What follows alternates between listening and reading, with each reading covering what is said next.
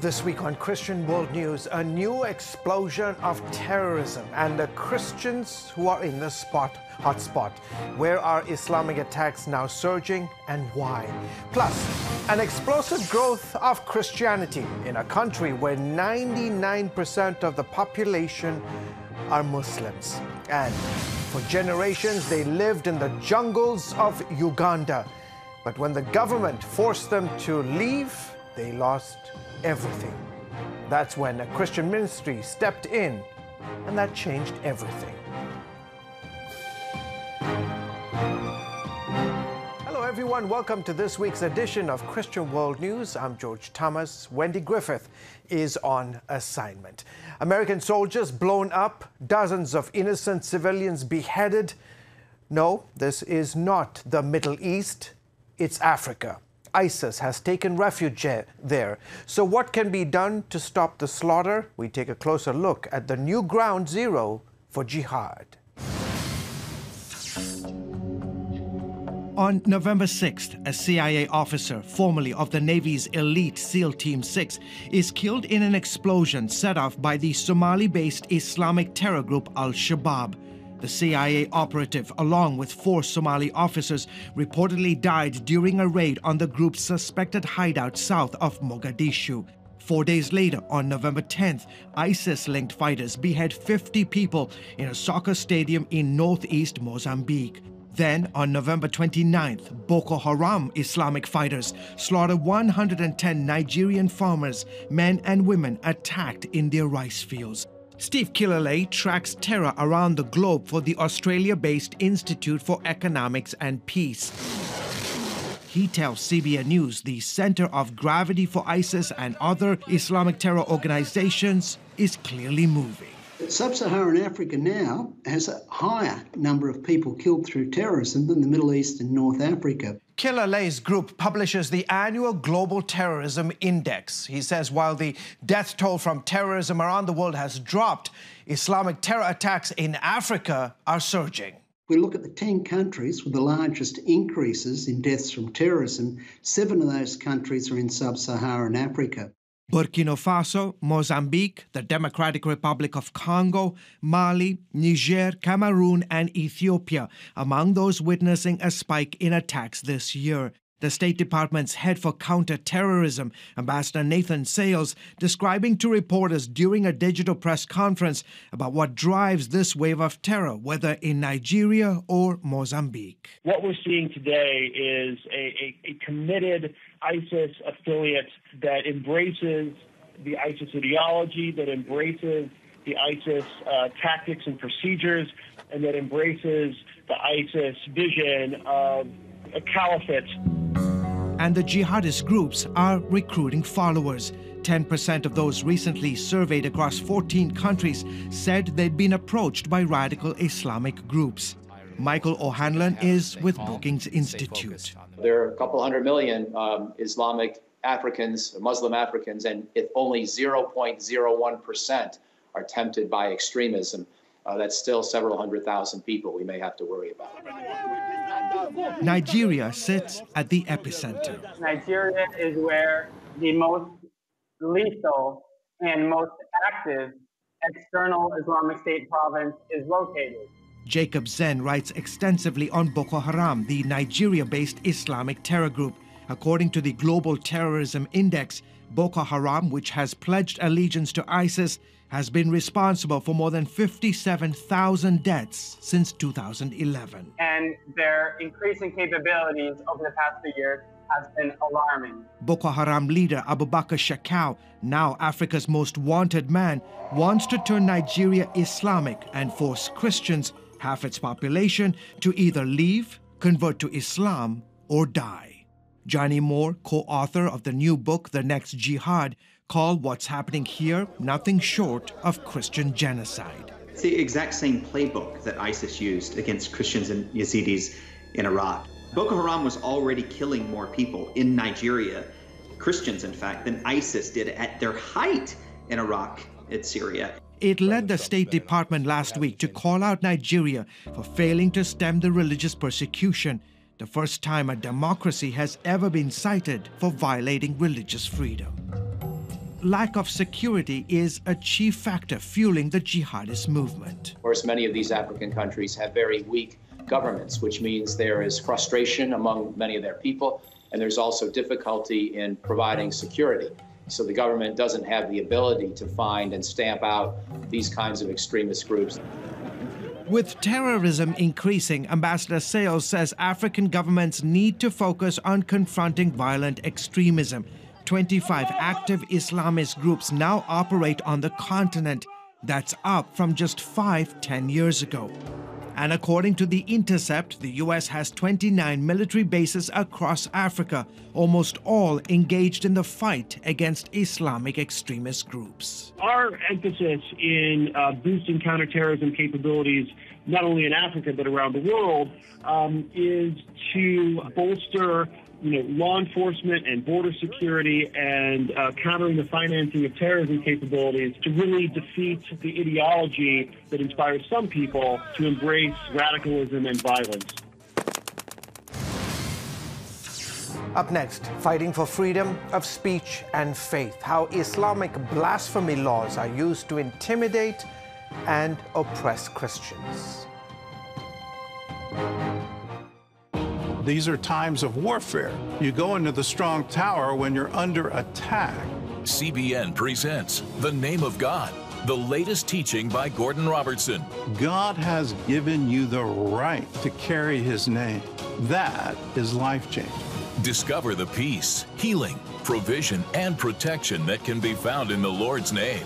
Plus, you are going to see some tremendous real-life stories of people who have seen firsthand what trusting in the name of God can do. The thought of losing Noah was one of the most terrifying things I've ever walked through. I could hear my house being shredded, and I heard my wife screaming over the phone. I knew that God didn't lie to me. I knew that God didn't forget about me. This is God's promise. This is the way. This is the answer. Go into that strong tower. Get your DVD copy of The Name of God today. Call now or go to CBN.com. Nutrition, exercise, essential oils, weight loss, and more. It's Healthy Living with Lori Johnson. Talk about what's in this. Join CBN health reporter Lori Johnson to get the latest information from today's top health experts. This is fantastic. Find out what you need to know to live a healthier life. Watch Healthy Living, Tuesday night at 9:30. As the world watches from the outside, it's a big diplomatic tug-of-war here in the Middle East. Go inside the story with Jerusalem Dateline. Israeli archaeologists are talking about a discovery that could change the thinking about the Temple Mount. Join CBN Jerusalem Bureau Chief Chris Mitchell and get the biblical perspective on the events shaping the world. What starts in Israel then ends up going to other places. Watch Jerusalem Dateline, Friday night at 9:30 on the CBN News Channel. Welcome back to the broadcast. Human rights groups are shining a spotlight on injustices like Islam's blasphemy rulings. Recently, I spoke with a member of the United States Commission on International Religious Freedom about the controversial laws. Take a listen. Anurima Bhargava, thank you so much for coming on the show. Today is Human Rights Day, and your commission is releasing a report on the state of blasphemy laws around the world. Before we get to the report, tell us real quickly what these blasphemy laws are and how widespread are they? Blasphemy laws are laws that basically criminalize the act of insulting or showing any kind of contempt for God. And so anything that someone perceives as an insult or an offense towards God is something that may be criminalized. There are 84 countries that have blasphemy laws on the books right now, and more than half of them are enforcing those laws. And so it is something that we have seen quite a lot of activity, both in terms of the detention and arrest of individuals, but also these laws are used in many ways to intimidate those who may be in religious minority communities around the world. You have a report, as I mentioned, out today on the global trends in the enforcement of blasphemy laws. What are the key findings? So I think there's a couple of things.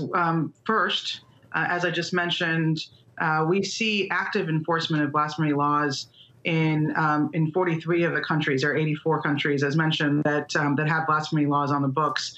And of those countries that have active enforcement, we are seeing between 2014 and 2018, there are about 732 instances in which people were prosecuted under those kinds of blasphemy laws. And so we do see this as something that is a clear issue. There are about 10 countries where the bulk of the blasphemy prosecutions and activity and enforcement are occurring.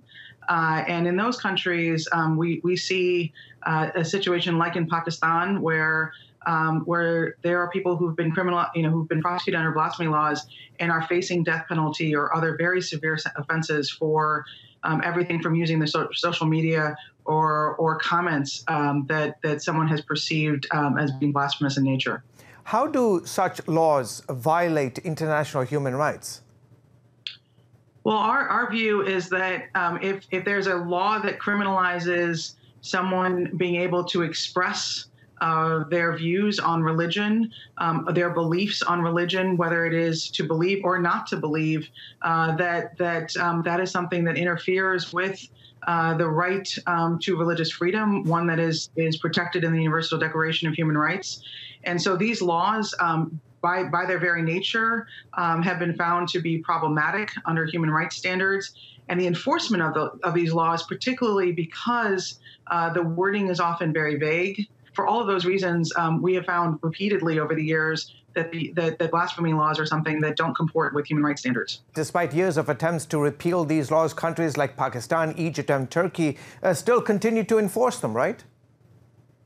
And to enforce them rigorously. So we have seen actually, unfortunately, in 2020, we continue to see the enforcement of these laws and even an uptick in countries like Pakistan. And so it's something that is of clear and consistent concern for the U.S. Commission on International Religious Freedom and for human rights bodies around the world. Okay, we'll have to leave it there. As always, Anurima, thank you so much for coming on the show. Thank you very much for having me. Folks, coming up, a revival in the place you would least expect it. See how the Lord is moving in a nation where Christians are a persecuted minority. From Washington, D.C., uncompromising stories, interviews, and analysis from veteran journalists David Brody. That could be the next step in this escalating fight. Jenna Browder. Robert Mueller chose his words carefully. Ben Kennedy. He's asking Christians to get the word out. Bringing you the political news that matters. Get out and tell the story of the progress that we're making in this country. Watch Faith Nation. Weeknights at 6 on the CBN News Channel. Orphans Promise is committed to loving and serving at-risk children, to helping keep families together, and to creating opportunities for strong and sustainable communities around the world. We're working in over 60 countries around the world, and with your help, we can do even more. There's an old African proverb I love that says, if you want to run fast, run alone. But if you want to run far, run together. At Orphans Promise, we want to run far so we can touch the lives of as many orphaned and vulnerable children as possible. But we don't want to go alone. We're out to change the world, one child, one family, one community at a time. Will you join us?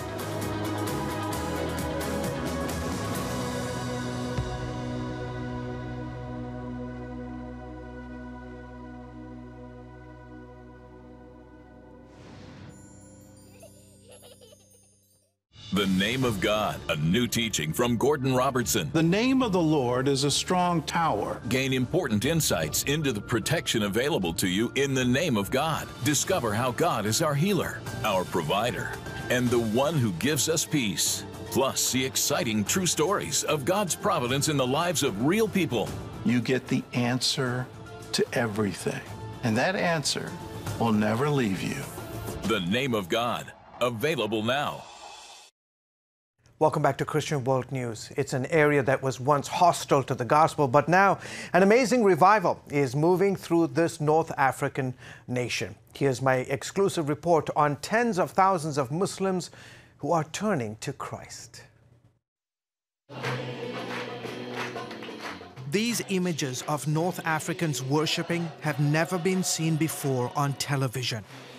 As the sun sets over the Mediterranean Sea, Muslims across this part of Africa are converting to faith in Jesus Christ in record numbers. What God is doing in North Africa, all the way from actually Mauritania to Libya, is unprecedented in history of missions. Tino Kahush, a graduate of Regent University, has spent years traveling the region to document the transformation. I have the privilege of recording testimonies and listening to first-hand stories of men and women, all ages, where they can be sitting in a room and see the appearance, the presence of God appear to them in reality. It's like a vision. Some of them gave me stories of they carry a conversation. It's not just a light that appears. His interviews confirm what experts say is a profound move of God in the predominantly Muslim nations of Mauritania, Western Sahara, Morocco, Algeria, Libya, and Tunisia. Sometimes I feel jealous. How come it's visiting the Muslim world at this time and age where we don't hear that happening in the traditional Christian community? From the shores of Casablanca in Morocco to Tripoli, Libya, experts say the growth of Christianity, especially in the last 20 years, has been unprecedented. And nowhere is that growth more evident than in the North African nation of Algeria. In fact, we never thought the Algerian church would grow so big.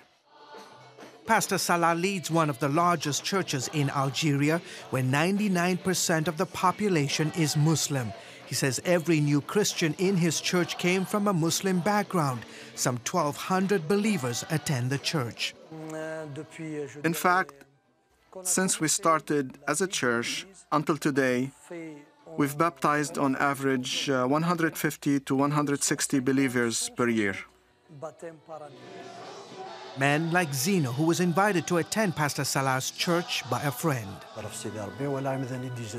I saw Algerians worshiping God with all their hearts, and it touched me. Others like Farhat speak of miraculous encounters. He says he was illiterate and couldn't read the Bible when he accepted the Lord. Then God made a change. Since then, I've read the Bible and understood the Word of God. This is just an example of what God has done in my life, and this is the case of many, many people here in Algeria. Even though Algeria is overwhelmingly Muslim, the government has given Protestant churches the freedom to register their congregations. It is the first Muslim Arab government who recognized officially churches from Islam.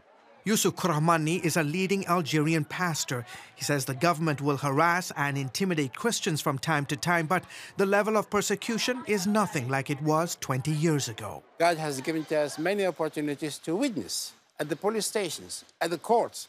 And actually, once I went to the police station and they gave me 45 minutes to speak about Jesus. Just imagine yourself, they are all Muslims. Well, tell us about Jesus, please. But Algeria and the countries of North Africa weren't always open to the gospel. Peter is a veteran missionary in these parts. You know, there's that parable, the sower went out to sow and the seed fell on stony ground.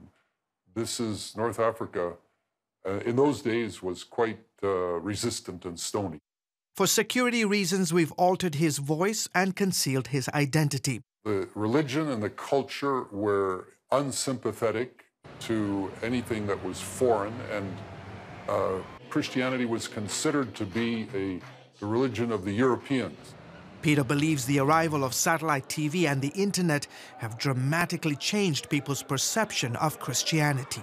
Today in North Africa on TV you can hear native Arab Christians talking about their faith, who are mature Christians, answering questions, involved in debates.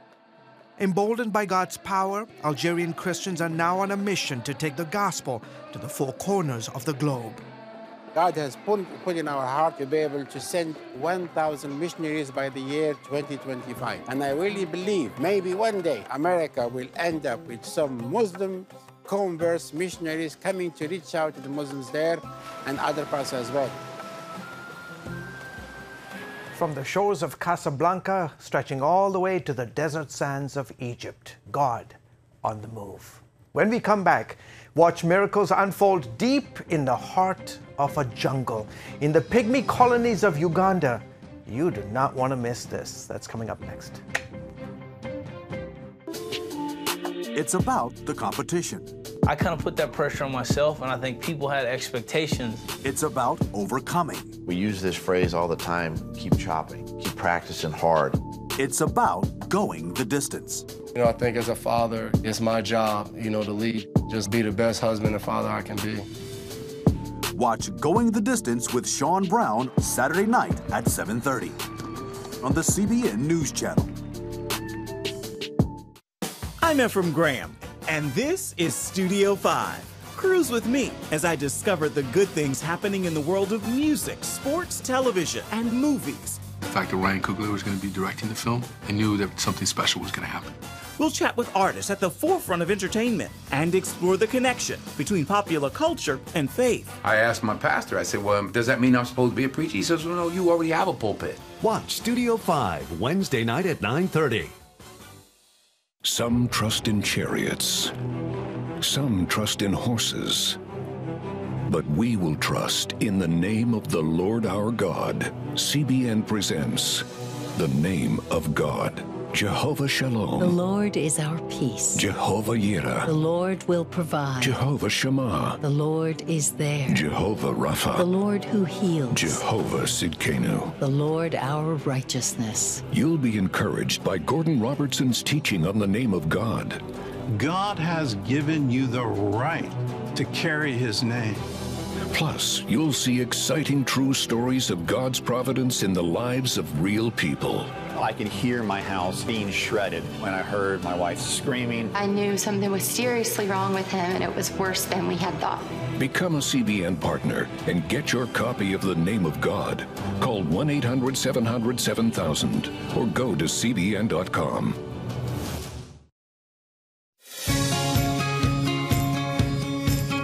Young people, millennials, are flocking to church. It's not an exaggeration to say that we love to meet them and that we love to know their stories. Welcome back to the broadcast. For centuries, they lived in caves and trees while hunting in the jungle. A remote African tribe called the Batwa Pygmies. Well, about 25 years ago, the Ugandan government forced them out of the forest, leaving them homeless and destitute. Now, one Christian ministry is helping them rebuild their lives. Here's my amazing story from southwestern Uganda.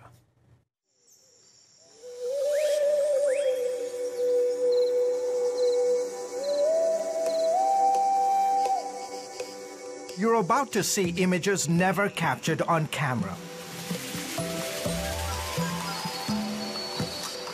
Until now. From deep in the lush green jungles of Africa comes the story of one of this continent's oldest living tribes. We used to live like animals in the jungle. Giovannis Nyirkayanje is a Batwa pygmy. For centuries, her people were rainforest dwellers. We smoked, we drank, we performed witchcraft. We were devil worshippers. Dr. Scott Kellerman, an American physician, is studying the Batwa people. They're very diminutive. They're only 4.5 feet in height. They typically hunted with poison tip arrows or nets, collect fruit from the trees or roots from the ground. Their life revolved around the Biwindi forest of southwestern Uganda. And actually, they were pre-Stone Age. They had no stone implements. So that's the reason very few records are found of the Batwa. The Batwa were known as the keepers of the forest, but that all dramatically changed back in 1992 when the government here in the Ugandan capital city of Kampala decided to turn their habitat into a national park and a World Heritage Site for endangered mountain gorillas. There are about 750 mountain gorillas in the world, and 350 live within the Biwindi forest. So the result was it was made a World Heritage Site, and the Batwa were evicted from the forest. After centuries of living in caves and trees, the Batwa became conservation refugees. With no title to land, no food, no clothing, no shelter, thousands of them walked out of the jungle to a world that turned against them. The people could not even give them what to do because they thought maybe these Batwa, the pygmies, are like animals. Tugumi Gerald and his wife Barbara decided to help some of the Batwa. They moved from their home in Uganda's capital to the small village of Kisoro on the edge of the equatorial jungle to begin a ministry among the pygmies. I began by preaching the message of hope to the hopeless. Hundreds of Batwa pygmies heard about Jesus for the very first time. Yovanis Nyirkayanje was one of Gerald's first converts. It was the first time anyone had ever told us about Jesus. We were servants of the devil. But then we heard Christ died for our sins, and that changed our lives. I baptize you on this day in the name of the Father, the Son, and the Holy Spirit. Amen. 37 responded to the gospel message and got baptized in a river. Gerald says miracles are also happening among the Batwa. People diagnosed with HIV/AIDS are getting healed. A pygmy girl on the verge of death given new life. They brought the child here. She was dead almost. They started praying for her. They prayed. Actually, they prayed for 5 hours. I was around. I couldn't believe. I was there myself. The child got healed. It all led to this. The first ever Batwa pygmy church in the region. At times we get up to 1,000 pygmies who come to attend the church. Hello. They also run a school for pygmy children. And parents, once animal hunters, are learning to be farmers. But the needs here are enormous. If you can imagine poverty, which exists everywhere in the world, yet these are the poorest of the poor. After making several trips out here, Tino Kahush, a documentary producer and Regent University graduate, decided to get involved. He got a handful of churches in Sweden to partner with Batwa Christians. What I like about this ministry, it's run by the Batwa pygmies themselves. They have formed a board, they are caring for their own people, and we just want to empower them and give them some resources to stand on their feet. No one knows for sure, but it's estimated that there are still tens of thousands of Batwa who have yet to hear the name of Jesus Christ. Just as Christ did for me, I believe his message of salvation is going to change the lives of my tribe. In the meantime, Gerald welcomes Christians from around the world to join him in the adventure of reaching one of the most unreached people groups in the world. We need people to stand with us in prayers so that God may use us more to reach as many pygmies as possible. As we start the year 2021, be hopeful. God is on the move around the world. Well, folks, thank you so much for joining us. Until next week, goodbye and God bless.